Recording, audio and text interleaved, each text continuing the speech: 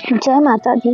राधे राधे भक्तों, आप सभी का स्वागत है आपके अपने चैनल संस्कार कथा प्रेरणा पर।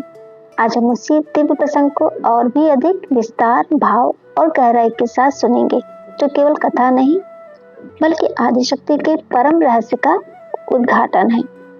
अतः मन, वचन और कर्म को शांत करके श्रद्धा से इस अमृतमयी कथा का रसपान कीजिएगा। सबसे पहले हम उस अनादि अनंत सर्वव्यापिनी भगवती जगदम्बिका का ध्यान करते हैं, जो ना तो जन्म लेती है और ना ही जिनका अंत है, जो स्वयं ब्रह्म विद्या स्वरूपिणी चेतना की मूल आधार और समस्त सृष्टि की जननी है, जिनकी एक झलक से अज्ञान का अंधकार मिट जाता है और जिनकी कृपा से जड़ बुद्धि भी दिव्य बन जाती है। नैमिषारण्य के पुण्य क्षेत्र में जब शौनक आदि 88,000 ऋषि मुनि एकत्र होकर सूत जी से निवेदन करते हैं कि वे उन्हें वह परम पवित्र कथा सुनाए जिससे कलयुग के दोषों से मुक्ति मिले, तब वे वेदव्यास की महिमा का गान करते हुए कहते हैं कि 18 पुराणों का प्रणयन और उन्होंने मानवता पर अनुपम उपकार किया। फिर भी हमारे हृदय की तृप्ति नहीं हुई, क्योंकि यज्ञ, दान और स्वर्ग सब क्षण भंगुर हैं। स्वर्ग भी भोग भूमि है जहाँ से पुनः पतन निश्चित है, किंतु हम उस अमृत की कामना करते हैं जो जन्म मरण के चक्र को ही समाप्त कर दे। तब सूत जी अत्यंत विनम्र होकर कहते हैं कि श्रीमद् देवी भागवत वही दिव्य पुराण है जो वेदों का सार, उपनिषदों का रहस्य और समस्त शास्त्रों का निष्कर्ष है। इसमें 18,000 श्लोक और 12 स्कंद है और प्रत्येक स्कंद भगवती की भक्ति, ज्ञान, वैराग और मोक्ष का मार्ग प्रशस्त करता है। वो बताते हैं कि यद्यप ब्रह्मा सृष्टि करते हैं, विष्णु पालन करते हैं और रुद्र संहार करते हैं, परंतु इन तीनों के पीछे जो मूल शक्ति कार्यरत है वह दिव्य आदिशक्ति है। बिना शक्ति के ब्रह्म रचना नहीं कर सकते, विष्णु पालन नहीं कर सकते और रुद्र संहार नहीं कर सकते। यहाँ तक कि स्वयं भगवान विष्णु भी स्वीकार करते हैं कि मधु कटक जैसे दैत्यों का वध भगवती की कृपा से ही संभव हुआ।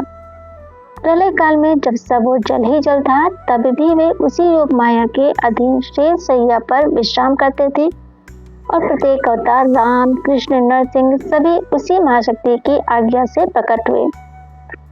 ये गूढ़ रहस्य सुनकर ब्रह्मा जी चकित रह जाते हैं और समझ जाते हैं कि परम कारण, परमाधार और परम सत्य वही देवी हैं।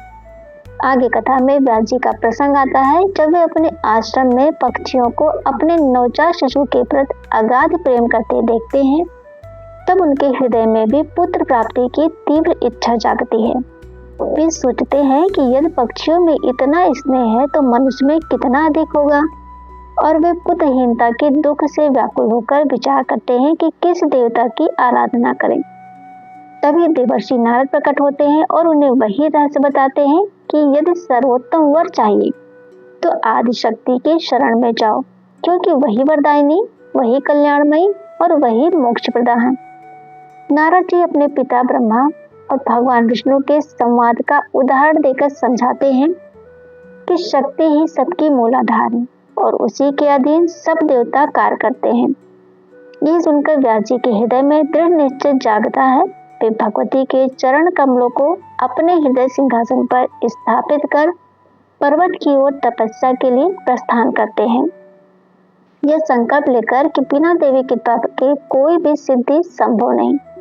सूत जी अंत में कहते हैं कि जो मनुष्य श्रद्धा, विश्वास और भक्ति से देवी भागवत का श्रवण करता है वह पापों से मुक्त होकर भगवती के परम धाम को प्राप्त होता है, और जिसे मानव शरीर, दोनों कान और सत्संग का अवसर मिलकर भी ये अमृत कथा सुनने की प्रेरणा ना हो, उससे अधिक दुर्भाग्यशाली कौन होगा।